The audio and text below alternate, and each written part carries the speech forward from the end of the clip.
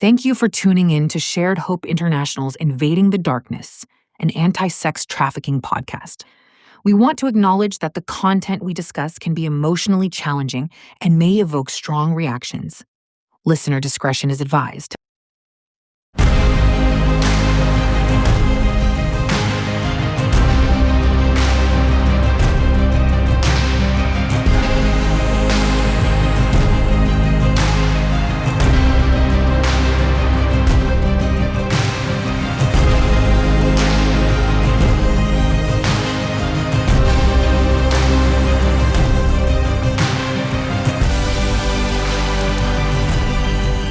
Welcome to Invading the Darkness, where we amplify survivor voices and fight for justice. I'm Yvonne. And I am Kim, and we are survivors of sex trafficking using our voices to break the silence and spark the change.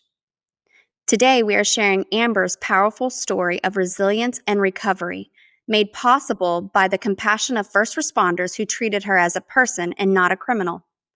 Now an advocate for minor sex trafficking victims, Amber is fighting against the unjust incarceration of survivors, highlighting the critical role of community-based care.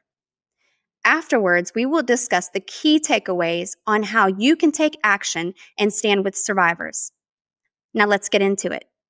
My name is Amber. I'm from Mississippi. Trafficking became a part of my life late teenage years. Late teenage years as when I was starting to be trafficked by my child's father. So I was about 18 years old. I was more trafficked when I was getting out of high school and went into the wrong direction, to the wrong crowd of people. And then after that, I was just not allowed to come back home. My mama didn't believe in allowing anyone to come back once you're gone. You know, even young girls go and make crazy, stupid decisions with men, but it wasn't ever an option for me to come back home. So I had to, I had to survive. So I just had to do what I had to do to survive. And it started out, I was young, dumb, I was in love, and I didn't know, what was happening. And then one day, an instance happened, and, I just still didn't understand what was happening, until after. Like, I really didn't comprehend basically what has happened to me a lot until after I got out of the life too. And I realized, when people told me what the trafficking was and, what it entails. And then I look back at my life and I think, wow, it definitely definitely that's where it started. I was a teenager. Well, I don't think he's a pimp. I'd call him like mastermind criminal. I just turned 18 years old and he was like 38. And so, that's a lot of age difference. And, going from, it took me out of Mississippi. It started going out of Mississippi, going to Atlanta. And then once in Atlanta is when it really just started going big. So because, you need to pay for a room this day, or you need to have money for this, or you need to do this, So it was all on me for us to pay for things. And I didn't have a clue, what was going on, because I had just come from this sheltered life. I was adopted when I was 5. I went through all that with my birth mom and my birth family. I was adopted at 5. And then I just graduated high school and I met him. And then from there, it just snowballed into just trafficking. No, this was my actual first trafficker. I've had multiple traffickers. So this trafficker is just my son's father. And it just started, it was just him on his own, getting money off of me himself. And then from there, it started, I got away from him and decided that I wanted to go, try to live normal with me and my son. But then I didn't know how to live normal anymore. I needed money. I needed to make money. My son had to survive. I had to do what I had to do. So I remember meeting someone one day and he took me from there and I went to the recruitment. Well, they have recruiters. And so some man that I was with, I thought that it was a relationship, but then he brought me to another house. And from there is where they, turn you out. So then I was turned out there, and then I was actually trafficked from Jackson to Atlanta at the Lay Chateau, and then I was put on to the websites there. But I remember the day that I wanted to say, "You know what? I've just had enough. I've had enough." I was in the motel, and, it's some I got robbed. I got robbed by this man, and he put a gun on me and made me lay on my belly and put the gun to the back of my head with the pillow, and he said, "I'm gonna kill you." And I said, "No, don't, please don't, just don't do that." And I prayed to God when I was laying right there, and I just had my phone in my hand. I always, always had a backup plan because I always have to make sure that no matter what is gonna happen, I've gotten burnt too many times that I need to, have a plan for a different plan. So I don't know, it was a God thing. I put the phone down and I laid on it, and the number I dialed was my pimp, and he came upstairs and started beating on the door. I was like, "I don't even know how you knew to come." He said, "I just heard you." So he came up there, and they fought over the gun fell, and the man ran off. But at that point, I was like, I I don't wanna be dead. I don't wanna be dead. I wanna be alive. I have 2 kids. Um but the day that really changed me, I was down on the coast, and I went with my friend, and we were going on a trip to go make some money to bring it back home, and we went to the casino, and the Homeland Security, they were actually not looking for me, they were looking for another girl, and they came in, they did a raid, and it was just 2 men come at first, and then he started showing me a picture. He showed me a picture of his daughter, and he said, "You see her?" And I said, "Yeah." He said, "So, where do you think that your dad thinks you are?" And, it kinda hit me, like, I was like, "But why do you care?" Like, I haven't had good experience with law enforcement to care, about I was sitting there, with less on, and he was like, "Well, just get covered up," they gave me time to get myself together and treated me like a human. But after that, like, he started telling me the story of Mary and Martha, and I just broke on the inside. He got his phone out and started reading me the Bible, and he told me that I was worth it, and if I wanted some help, then, to come with him. But it didn't criminalize me, and this was the first time that I didn't feel like, I was in trouble for something that I was forced to do. And so when they did that, they took me upstairs, and I had a little puppy. Her name was Jezebel. She was my little mascot, little schnauzer. And I had to sign her over her rights, but they hand delivered me to another safe house in Foley, Alabama, and drove there on their own personal time. And people dedicating their time to me like that, making sure that every step of the way, that where I went from point A to point Z, that I was going to be safe, that no one could find me, that they protected me, and I felt that protection. I was in that life for over a decade, and I just finally was like, God just called me. He's like, I didn't know God. I didn't know God until I was truly out of that life. I did go back after that, but I had a sister pass away to fentanyl, and what I did, I taught my sister the bad way. I wanted to, it's what I knew, so I taught her the bad way. So I went and got help so that I could come and bring my sister and teach her the right way. So by the time I was able to bring her, the good way and how to come home and take care of her the correct way, she passed away. And I had to live with that for a long time. So after she passed away, I went back out into the life, and that's when I got a prostitution charge, and then after that, I met a probation officer. I've never met a probation officer before. I've never just been in like I've been in jail multiple times, but I met this probation officer, and he said, when I was leaving out, he said, "Can I pray for you?" I said, "Pray for me? I don't know you." I was still, just in the moody type of girl. But he prayed for me. And then since then, like my recommendation, he said, "If you're going to go to the well house yourself, that's your own recommendation, and you go." So I went there. And when I went to the well house, my mom passed away. She overdosed the day I got there. And Mr. Phillips and Miss Carolyn were like, "Amber, we think if you go home, you're not going to come back. We don't know." And I said, "I'm coming back. Trust me, I'll be back." The next day after my mom's funeral, I was on that bus and went right on back. And They had counseling that I needed, therapy I needed, people like me.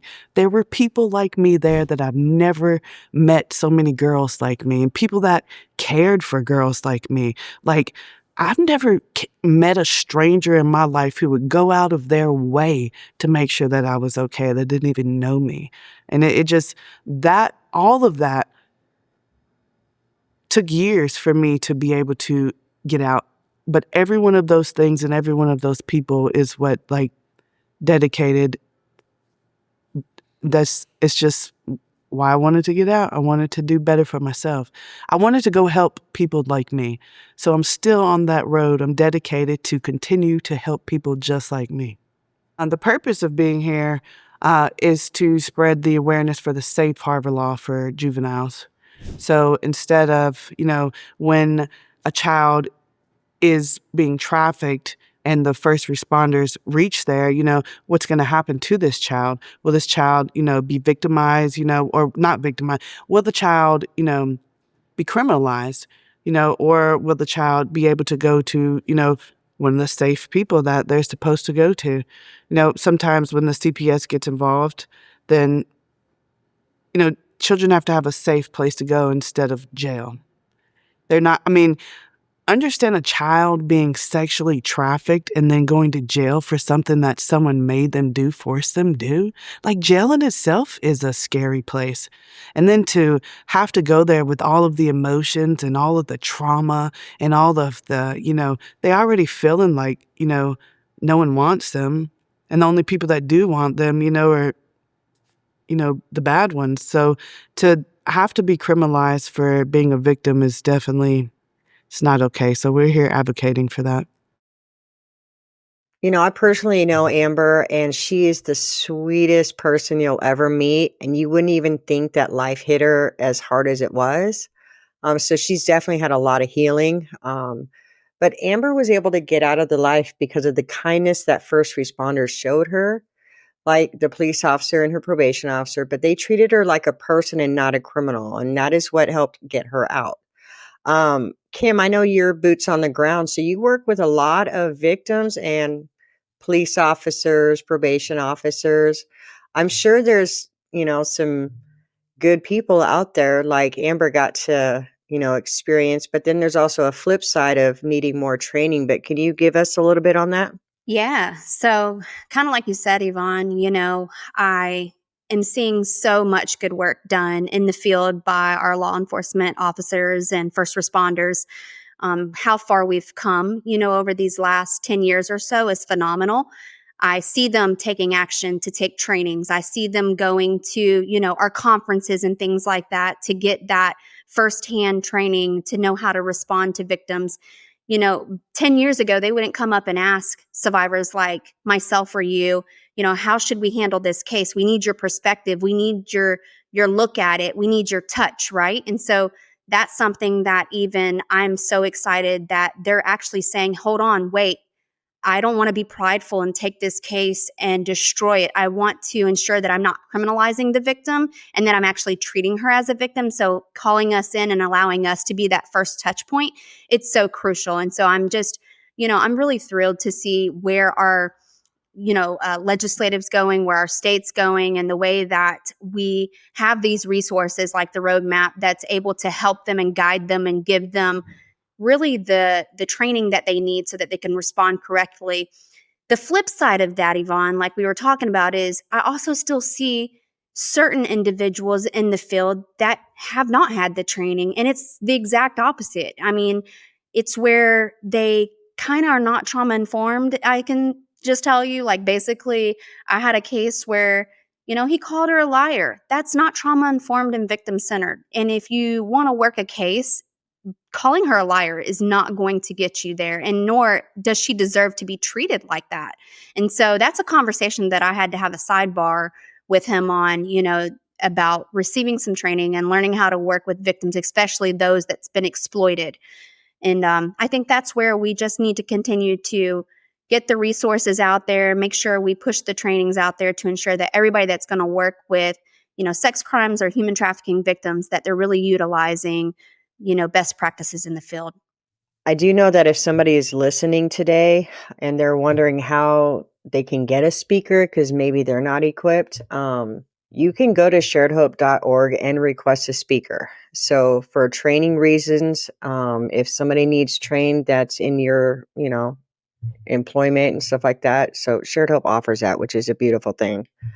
I know that Amber talks about the importance of having people who just poured into her and being surrounded by people that are just like her. So that's just like Me campaign. But that's what helped in her healing journey. Kim, I know that you and I often talk about support, support, support. Who has your back? Who's in your immediate circle? Who's pouring into you and who are you pouring into? And so I can't help but think that's a common denominator to healing. Would you agree? Yes, I absolutely would agree with that. You know, we have the power to either heal or break down a victim more. And how we treat that victim during the recovery process is really going to matter, and it's going to determine what that healing journey looks like for that survivor. Well, I know prison isn't the answer. So people in the community still often think that locking up a victim is going to save them or criminalizing them is helping them, and it's just traumatizing them more. But that's why we have the Shared Hope Roadmap report, and it was just released last week. And so if you like resources, we'll have them in the comments below. So please download it, look it over, scan it, then read it, share it. It's actually a really good resource to help communities come together, provide survivors with the type of care that is so important to their healing journey. And it's also just like that toolkit that helps the communities be involved in victim response and care and healing, because DV shelters isn't it, regular counseling isn't it, and then unfortunately even sexual assault or abuse places aren't it. Domestic minor sex trafficking victims need a special kind of care, and it's out there. And then also we're encouraging others to like grow up and do that. And so I know 2020, when COVID hit, a lot of recovery homes got closed down just because of money. But a lot of them want to restart, or the ones that are going are pretty strong and they're wanting to, get bigger. And so this roadmap is going to be a whole new turning point for victim response. Amber's story highlights the transformative power and compassion over criminalization. The police and probation officer showed her kindness and treated her like a person and not a criminal. And that is where her healing journey began. You too can play a vital role in supporting survivors by showing kindness and helping them begin their path to recovery and advocating for justice. Take action today and contact your legislator to demand the end in the unjust incarceration of juvenile sex trafficking victims. Text Shared Hope to 52886 or visit the link below to make your voice heard. Until next time, stay informed, stay engaged, and keep fighting for change. Yes, thank you for joining us on Invading the Darkness. Keep listening, keep learning, and most importantly, keep fighting for those whose voices have been silenced for far too long. Until next time, let's keep shining the light in the darkest places. Again, text Shared Hope to 52886. We will see you again next week.